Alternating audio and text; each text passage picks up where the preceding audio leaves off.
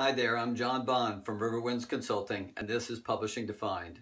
This is the 6th in a 7-part video series on issuing an RFP or request for proposal to potential partners to publish a journal. This part is called Negotiations, Decisions, and Signing the Final Contract.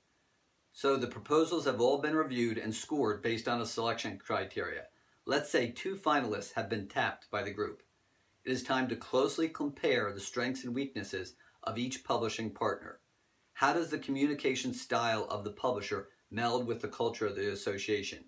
Have the personal meetings and calls gone well between the groups?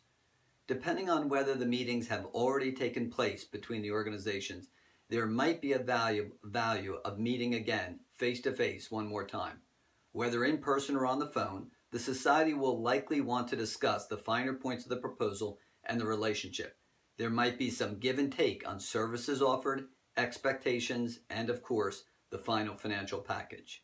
A publishing consultant will play a valuable role at this point to bring the best deal to the table for the association. After the final go-rounds with both prospective publishers and the best offers have been made, now the internal group reconvenes for a final discussion. The scoring grid from the selection criteria should be updated, as well as a comparison of the best offers from both groups. In the best scenario, a clear leader would emerge.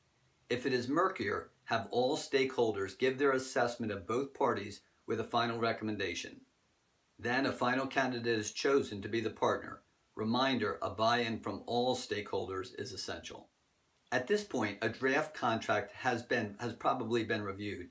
Now it is time to see the full contract with all of the points from the proposal translated into the agreement.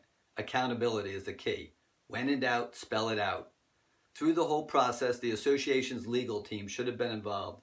The association's legal counsel, at the end of the day, are there to ensure the contract details exactly what was agreed upon. So the contract is signed and the deal is done. Assuming the journal is published by one publisher and now will be moving to another one, a call to the old publisher thanking them for their efforts is appropriate. Lay out a separate time for a call to discuss a transition plan with the appropriate team members. I would suggest then notifying all the other publishers by phone and thanking them for their time, followed up with an email. All of these calls to the other publishers take time, but may prove of value. The time to renegotiate the next contract is probably closer than one would like to think. When all parties have been notified and the transition plan and timeline are set, consider announcing the news to members, staff, the community, and the press.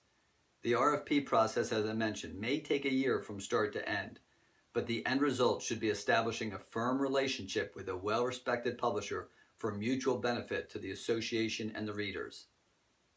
The last video in this series is called Big Picture Advice.